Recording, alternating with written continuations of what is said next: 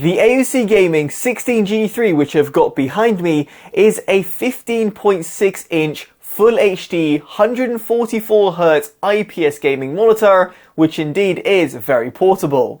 Now at the time of filming and in the UK, it can be found for roughly £230 to £250. And in this video, which has been sponsored by the manufacturer, I'll be covering everything you need to know about it so that you can make your own informed purchasing decision. So to kick off, I would like to talk about how you connect up to the monitor. And here it has got a micro HDMI 2.0 input and also a USB Type-C port. Now the former will allow you to connect up to a laptop or a desktop computer where you'll be able to output Full HD at 144Hz, but the latter, the USB Type-C port that is, allows you to also connect up to a relevant smartphone. In my case, I've got the Honor Magic 4 Pro, and I was able to connect over by the supplied USB Type-C to Type-C cable and project my phone to it. This is quite handy in certain scenarios, and I was even able to output a desktop mode because my phone supports it.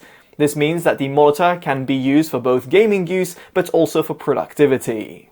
Now you might have noticed that there is a secondary USB Type-C port, and indeed it is absolutely pivotal to have this monitor plugged in via the supplied adapter, because without it, the monitor will not operate, as it does not have any built-in lithium-ion batteries or any other sort of power sources.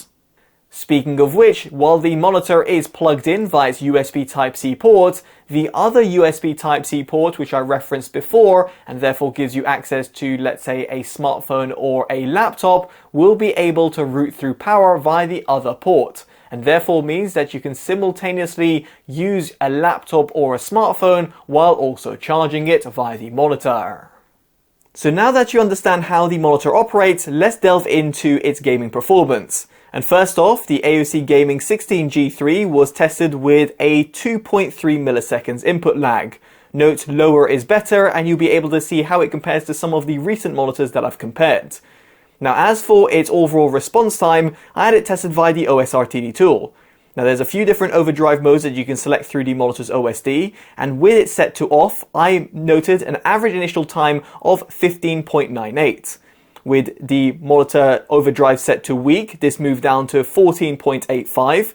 Down to medium, I went to 14 milliseconds, and finally on its strongest mode overdrive, it was recorded at 13.79 milliseconds. Note you'll be also able to see on your screen that the RGB overshoot was recorded at 0. And indeed over here, if you do look at the UFO ghosting test, which was taken at 144Hz, you'll be able to analyze for yourself the amount of inverse ghosting and also the amount of trailing that occurs, and furthermore its overall motion clarity. Now past all of this, I would like to highlight that the monitor has got AMD FreeSync technologies, and this gives it a VR range from 48 up to 144Hz. So therefore, if you do fall within this refresh rate range, you'll be able to benefit from a tear-free gaming experience. Now it's worth noting that I've got an NVIDIA RTX 3080 and that I was connected over HDMI to the micro HDMI cable which was supplied within the box, and therefore I had no means of actually verifying this.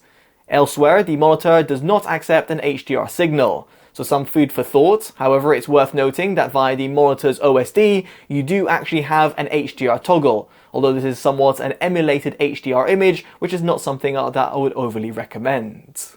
On that note, it perfectly brings me onto image quality, and here the AOC Gaming 16G3 sports a 15.6 inch IPS panel with a matte coating to it. Due to the overall resolution at Full HD, in other words 1920 x 1080, this gives it a PPI of 141.21. Now in terms of the overall color accuracy, the monitor has got a dedicated sRGB mode that you can select via the monitor's OSD. And furthermore, unlike some other AOC monitors, it does actually have the ability to adjust the overall brightness, which is certainly appreciated. Now in said mode, I actually had it tested via my calibrators with an sRGB gamut coverage of 63.3% and a gamut volume of 63.4%. Below you can see how it compares to the sRGB standard. As for its color accuracy, its average delta sits at 2.83 and a maximum of a whopping 21.73. You can see above how it compares to certain colors that were tested. Now, in terms of its contrast ratio, it sat at a pretty impressive 1442 to 1. As for its measured white point, in comparison to the 6504 Kelvin target, it sat at 6583 Kelvin at 100%. As for its gamma curve, it sits pretty close to the 2.2 standards. Moving swiftly on, we get onto brightness, and here I recorded a peak of 256 nits, while in terms of its minimum, it gets all the way down to 14 nits, showing great sort of range. As for its overall uniformity, you can see how my tested panel performed across the board, and similarly when it comes to the overall backlight bleed in a completely pitch black room. So with all those tests out of the way, I would like to talk about its build quality. And here it's got smaller little bezels towards the top and the sides, and a slightly larger one towards the bottom. Of course, if you're using this in a landscape format.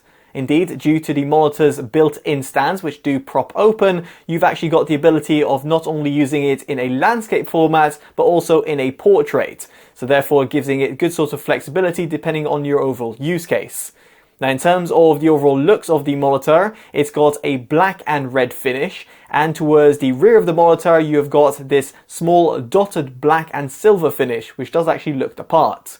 Now, for those with a keen eye, you might have noticed a few little holes on the monitor, and this is because the monitor has got a built-in VESA stand.